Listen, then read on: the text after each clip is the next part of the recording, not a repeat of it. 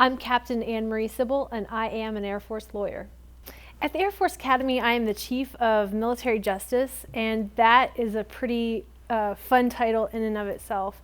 What I do is I take any adverse action that comes down the pike and I evaluate it, and I advise commanders on what actions they can and can't take. Besides prosecution and defense work, we also do the legal assistance on base. We help everybody with wills, powers of attorney, getting them ready to deploy, helping their spouses, family members, and the retirees with all kinds of legal questions about landlord-tenant and things of that nature. But downrange, what we do a lot of is contract work, because maybe we go to an area and we need to build an airfield. Well, we got to talk about how we can get the money to do it, and then how we can use the money to get the contractors needed to do the work that's necessary. And there's a lot of building going on in places like Iraq and Afghanistan, where lawyers come in really handy in advising on how to use money, but also how to use force. So the rules of the use of force and LOAC, the law of armed conflict, we have to brief people on all kinds of stuff on how to use and what kind of force they can use against our enemies. Here's the truth. When I was in law school, my husband was in the 82nd Airborne as an Army guy, jumping out of perfectly good airplanes.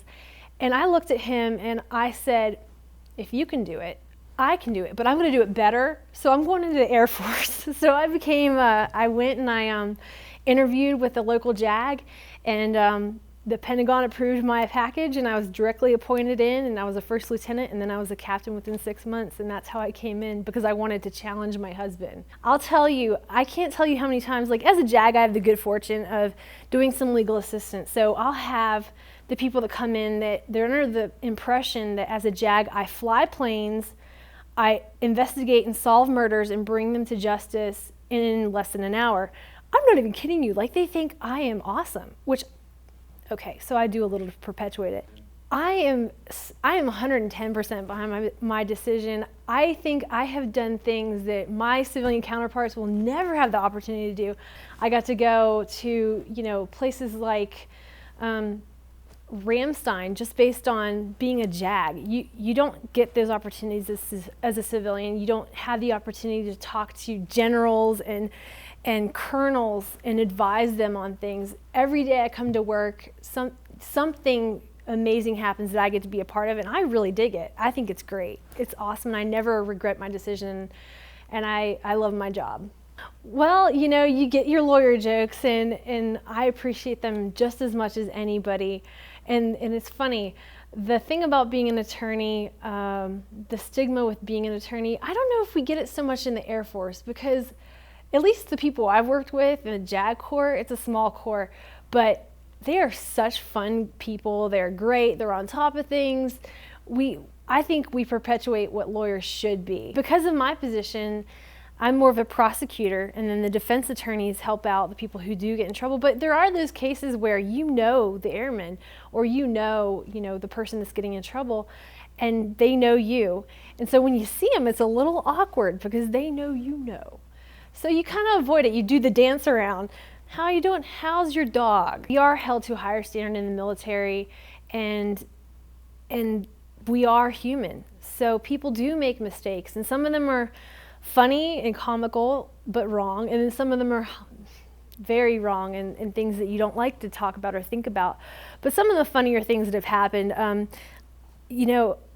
think we talked earlier, but most stories that I get involved with involve alcohol. So you'll get the story, and the very first thing you'll read is they were drinking.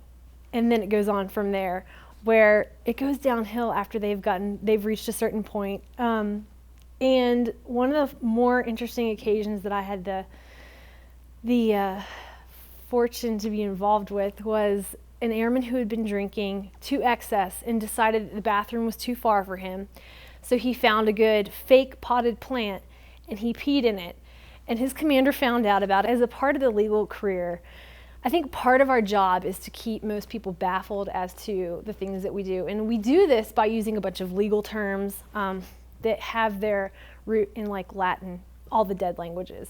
Habeas corpus, amicus, posse comitatus. So when we throw those out, it really baffles people, and they have to use us to interpret our own language. It's a really good racket. I I had an Air Force member that stabbed an Army member. And I was told, you will never get that conviction. You will never get that conviction. Well, we got the conviction.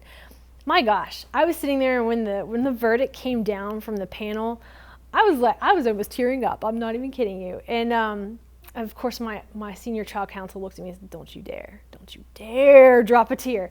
So you have those emotional moments, and it's not so much the terminology that we use or the arguments that we have, but it's the outcomes that we both fight for, I guess. And the outcomes that you ultimately get, that you think, hey, that's the right thing. That's what I'm talking about. There's the justice of it.